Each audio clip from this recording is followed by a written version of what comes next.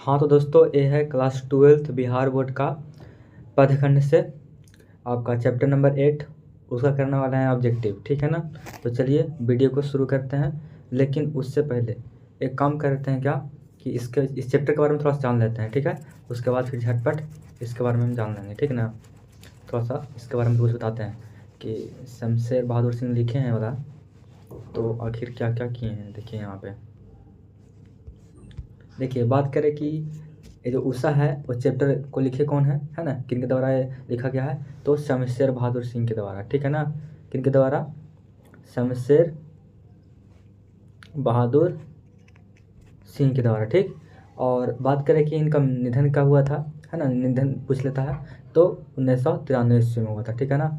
और जन्म स्थान पूछेगा आपको, है ना, कि जन्म स्थान बताओ बाबू, तो कहाँ बताइएगा, देहरादून, है ना, देहरादून देहरादून देहरादून है कहाँ, तो ये उत्तराखंड में है ना। तो इस तरह से बता सकते हैं।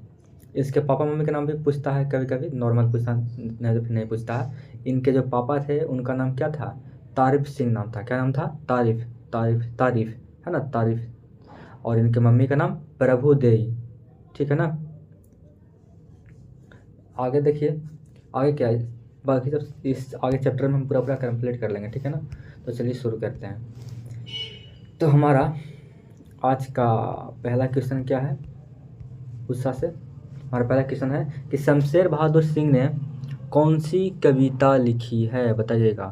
तो यहाँ पर टिक आउट तो कर ही दिए हैं पहले ही हम, क्योंकि एक बार पढ़ा चुके हैं ना इसको, तो इसलिए कर दिए थे। तो आपका यहाँ पे ऑप्शन नंबर बी कर लीजिए। ठीक है ना, डायरेक्ट रख लीजिए, यहाँ पे ऑप्शन नहीं पढ़ेंगे फिर आपका टाइम वेस्ट होगा। आगे देखिए, शमशेर बहादुर सिंह को हिंदी साहित्य में क्या कहा जाता है, तो कवियों को कवि कहा जाता है। ठीक है, चलिए आगे बढ़ते हैं। कह रहा है क्या, क्वेश्चन नंबर 3, कवियों के कवि किसे कहा जाता है, फिर घुमा फिरा के पूछ दिया है, तो क्यों कहेंगे, शमशेर बहादुर सिंह को कहेंगे कवियों का कवि, है ना।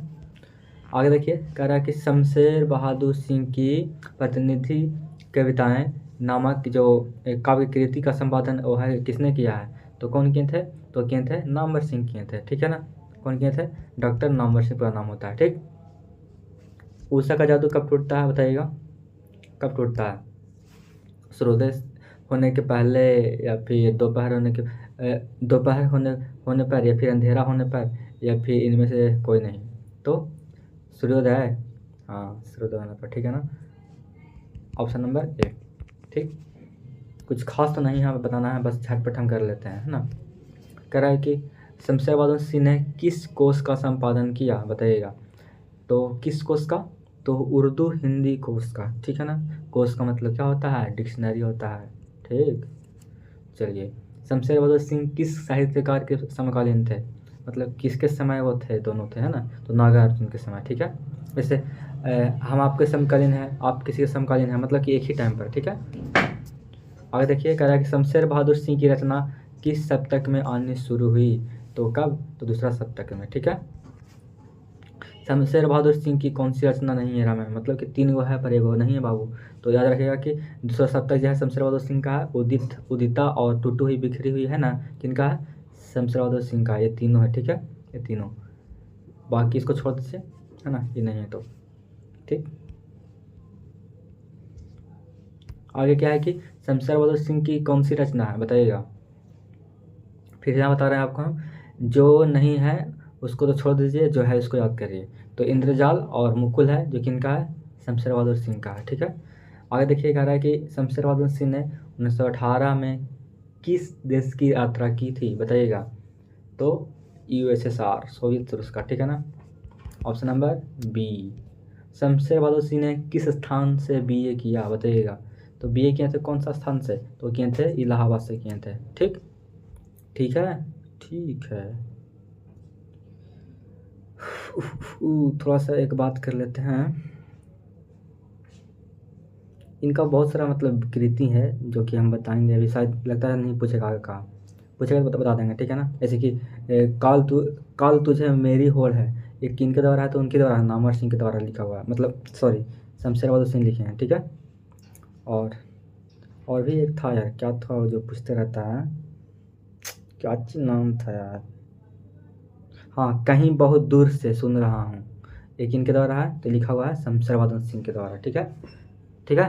क्या? तो कहीं बहुत दूर से सुन रहा हूँ मैं तू एक गाना था ना, सुन रहा है ना तू रो रहा हूँ मैं।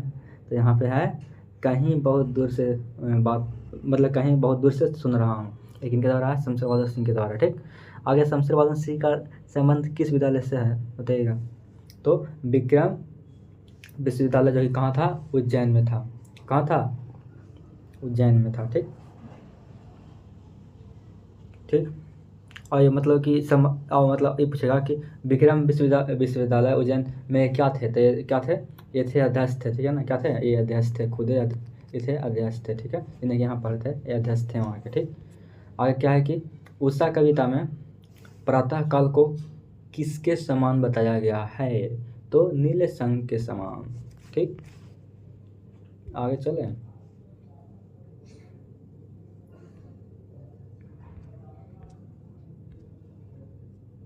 आगे क्या है 15 वाला? आगे कह रहा है क्या कि प्रकृति के वर्णन के संबंधित कविता है, तो कौन सा? तो उषा है। ठीक है ना, जो कि नेचर से क्या करता है, वो रिलेट करता है। ठीक, दूसरा सप्तक का प्रकाशन वर्ष पूछा गया है, तो दूसरा सप्तक का प्रकाशन वर्ष कौन सा है? तो 1957। ठीक, ठीक है ना? नहीं नहीं नहीं, ठीक कैसे है? यहाँ पे ऑप्शन है पूरा गलती है। 1951 ध्यान रखेंगे। ठीक है, 1951। ठीक, यहाँ पे कोई भी ऑप्शन सही नहीं है। ठीक ना? ठीक, 1951। ठीक, शमशेर बहादुर सिंह का जन्म पूछा गया कि कहाँ कब हुआ था? शुरू में ही बताया था ना, 13 जनवरी 1911। ठीक है, शमशेर बहादुर सिंह की पत्नी का नाम पूछा गया है, तो धर्म देवी। ठीक है ना, क्या? धर्म देवी। और माता जी का नाम प्रभु देवी। ठीक, आगे देखिए, कह रहा है क्या कि कौन कौन सी कृति शमशेर बहादुर सिंह की है ना? तो यहाँ पे कौन सी है? ये चारों में आपका सिर्फ ये वाला है, काल तुझको मेरी होड़ है। ये जस्ट बताए थे ना अभी, काल तुझको होड़ है मेरी, ये हम अभी जस्ट बता रहे हैं ऊपर में, और यहाँ पे पूछ भी लिया है। कौन सी कृति शमशेर बहादुर सिंह की नहीं है हमें? तो जो है वो याद रखिएगा। ठीक है ना, तो इतने पास अपने और उदिता और टूटी हुई बिखरी हुई, ये तीनों किनका है? शमशेर बहादुर सिंह का है। बाकी भारत इतिहास संस्कृति इनका नहीं है। ठीक, सुकून की तलाश क्या है बताइएगा। गज़लों का संग्रह है, या फिर उपन्यास है, या फिर कहानी है, या फिर निबंध संग्रह है? तो क्या है? गज़ल है। वो नखरे वाली ना नखरे दिखाना, है ना, एक सुने होंगे गज़ल आप भी। आगे देखिए, प्रभातकालीन आकाश कैसा है? तो नीले संग जैसा। फिर से क्वेश्चन रिपीट हो रहा है, घुमा फिरा खाली पूछ रहा है। ठीक है ना, तो प्रभातकालीन मतलब प्रभात मतलब क्या होता है? सुबह ही तो होता है। तो सुबह का आकाश कैसा होता है? तो नीले संग के जैसा होता है। और यहाँ पे खाली प्रभात लिख दिया है, प्रभात मतलब सुबह होता है। किसका जादू टूटता है? तो उषा का टूटता है। रजनी और संध्या वो यहाँ पे पूजा उन्हें कहाँ से आ जाएगा? ठीक है ना, उषा शीर्षक कविता के कवि हैं, तो कौन है? शमशेर भाई जी हैं, है ना शमशेर दादा। क्या बोलेंगे? चूका ही नहीं हूँ मैं अपने इसका रचयिता कौन बताइएगा? चूका ही नहीं हूँ मैं के रचयिता पूछ रहा है, तो कौन है? शमशेर बहादुर सिंह का। पूरा बताएं, बहुत सारा मतलब इनका है, जैसे कि दूसरा शतक हो गया, कुछ कविताएं हो गया, कुछ और कविताएं हो गया।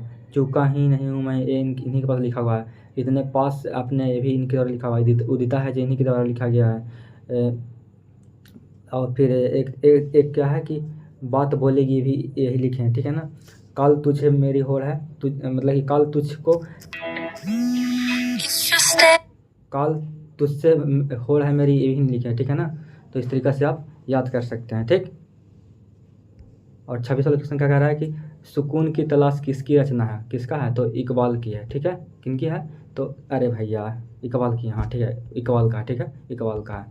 फ़ोन आ रहा है तो थोड़ा सा दिमाग ख़राब हो जाता है। देखिए फिर बार बार फ़ोन आ रहा है एकदम।